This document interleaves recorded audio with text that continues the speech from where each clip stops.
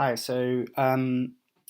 welcome to part four of this sort of mini series discussing predictive processing and the two books, The Predictive Mind and Surfing Uncertainty by Andy Clark. I think now's a good time to do a sort of short recap of what we've found and the concepts that are in the book. So we covered a few things in the last few videos, but really it's that the conclusion is that the brain is an inference machine. It uses layers, a layered hierarchy to maintain a balance of top-down predictions and bottom-up sensory input. And it does this by utilizing prediction errors to update prior expectations and generate better models. And hopefully by now, I know it's quite wordy, but hopefully by now that starts to make sense. And if it doesn't, then please revisit my previous videos. And the result is that what we perceive is the brain's best current inference. That our perception is sort of, in a sense, it's like a simulation of what the brain, the best guesses that the brain has. And these best guesses are constantly being revised as new information comes in. And it can be summarized by this sort of quotation: perception is a controlled hallucination. So this sort of begs the question, if perception is a controlled hallucination, and we think of most of our daily life not as a hallucination, what would perception look like if it was out of control, if it wasn't controlled very well? So this is really when prediction processing comes in to have something to say about psychosis. And the predictive processing model of delusions and hallucination formation are when certain disturbances, either in dopamine or other modulatory neurotransmitters, those disturbances mean that sensory information is predicted to be less precise, noisier, and more uncertain than it actually is.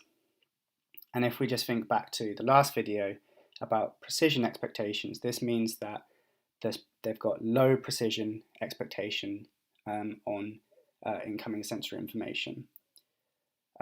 Because of this low precision expectation, it decreases the gain on the sensory input, so it decreases the gain on the prediction error units. And this means there's less prediction errors propagating up the hierarchy. And it means there's a heightened reliance on top-down priors. And this theory is fairly attractive in the fact that there's research that's showing that dopamine transmission is important in the precision expectations. That dopamine plays a role in the signal to noise ratio, to working out the signal to noise ratio. Okay, so what does this mean then? So we've got a dampened down error signal because of turning down the gain. Well, this means that without the prediction errors going up the hierarchy, it's going to be inefficient at regulating ongoing revision of prior beliefs. So those higher level beliefs at the higher levels of the hierarchy just aren't going to get the prediction errors, and they're not going to be revised, meaning that they can stray away from reality. That these higher level beliefs are unsupervised by the sensory input. In addition, it means that because the gain's been turned right down, relatively small but significant prediction errors are treated as noise instead of signal. So this means that we've got more reliance on those top-down predictions. But it also means that if there is a larger prediction error that makes its way through, it's going to stand out and be exceptionally salient against the background of subdued prediction error. And this is something that you might see with people experiencing psychosis, is that small things that don't seem majorly important or significant suddenly take on a great importance. And this is a possible mechanism for why that might occur.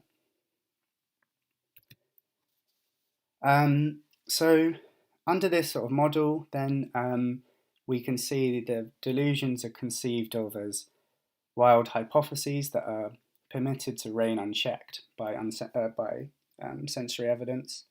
And hallucinations are not the classical definition. They're not perceptions in the absence of sensory information. The sensory information is there, but perceptions due to the distrust in the sensory information and an undue influence of prior expectations.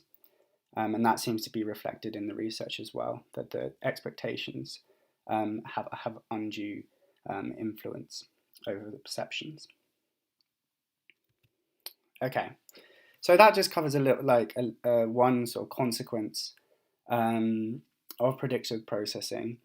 Now, I think people will be thinking, well, whereas actually, a lot of this is kind of conceptual, slightly philosophical, whereas the evidence for this theory. And both books are well supported by references to studies. I haven't been able to read through all those studies, but it's something that I definitely will start working my way through, at least the ones that I can understand. But at the very least, I think this theory is a useful framework, and it has something to say on a lot of different topics, and it's supported by different studies in cognitive science, such as binocular rivalry is mentioned in both books, the hollow mask illusion, emission-related responses, the rubber hand illusion, context sensitivity, self-tickling, etc.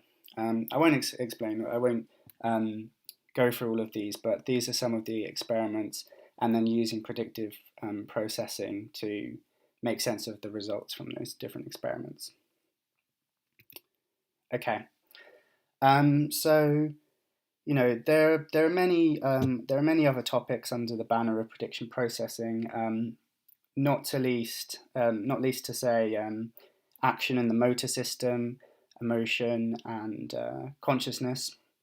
And I might get round to doing further videos and talking about some of these things. But I hope that I've set the scene enough for you to go and read Howie and Clark's books for yourselves. I'm going to end with this sort of summary, that classical theories of sensory processing view the brain as passive, stimulus-driven device.